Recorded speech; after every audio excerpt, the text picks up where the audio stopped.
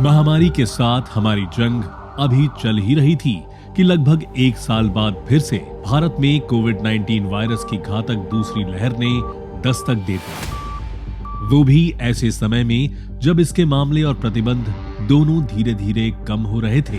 अप्रैल 2021 में दूसरी खतरनाक लहर ने देश की स्वास्थ्य सेवा प्रणाली पर बहुत बुरा असर डाला है।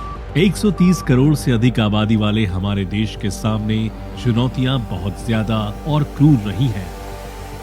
लेकिन इसके नागरिक, इसके फ्रंटलाइन वर्कर्स, चिकित्सा सहायक, डॉक्टर, राज्य सरकार और केंद्र सरकार के सैन्य बलों इस संकल्प के साथ इसका डटकर मुकाबला किया है कि हम कोविड को हरा देंगे। ऑक्सीजन की मांग को पूरा करने के लिए बुनियादी ढांचे और संसाधनों को बढ़ाने के गहन प्रयासों में कोविड उपचार सुविधाओं और कोविड से संबंधित दवाओं की निजी तथा सार्वजनिक क्षेत्र में लामबंदी, अर्धसैनिक बलों और देश के सशस्त्र बलों द्वारा तेजी से 500 ऑक्सीजन उत्पादन संयंत्रों को स्थापित करना, भारतीय रेलवे द्वारा औद्योगिक संयंत्रों से बड़े पैमाने पर ऑक्सीजन को तत्काल जरूरतमंद शहरों तक ले जाना, ऑक्सीजन कंटेनरों को एयरलिफ्ट करना और देश भर में अस्पतालों की स्थापना करना, ये सभी उपाय कोविड के मामलों को कम करने में मददगार साबित हो रहे हैं।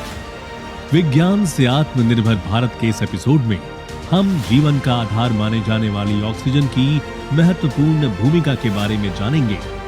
हम देखेंगे कि घातक कोविड से संक्रमित होने पर श्वसन प्रणाली को ज्यादा ऑक्सीजन की आवश्यकता क्यों होती है।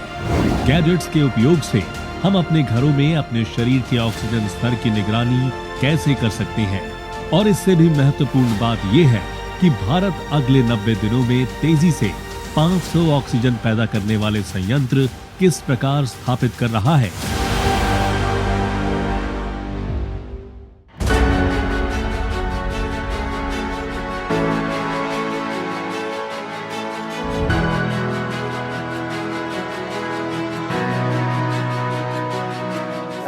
माननीय प्रधानमंत्री जी के निर्देशानुसार डीआरडीओ पीएम केयर्स फंड से कुल 500 संयंत्र लगा रहा है। इन 500 में से 320 संयंत्र सीधे डीआरडीओ द्वारा लगाए जा रहे हैं। CSIR के अंतर्गत भारतीय पेट्रोलियम संस्थान द्वारा स्थापित किए जाने वाले 120 संयंत्रों को 3 महीने में स्थापित करने के निर्देश दिए गए हैं। यानी हर महीने लगभग 1/3 संयंत्र चालू होंगे। 5 संयंत्र दिल्ली NCR में स्थापित किए जा रहे हैं, जिनमें से 2 को कल चालू कर दिया गया है।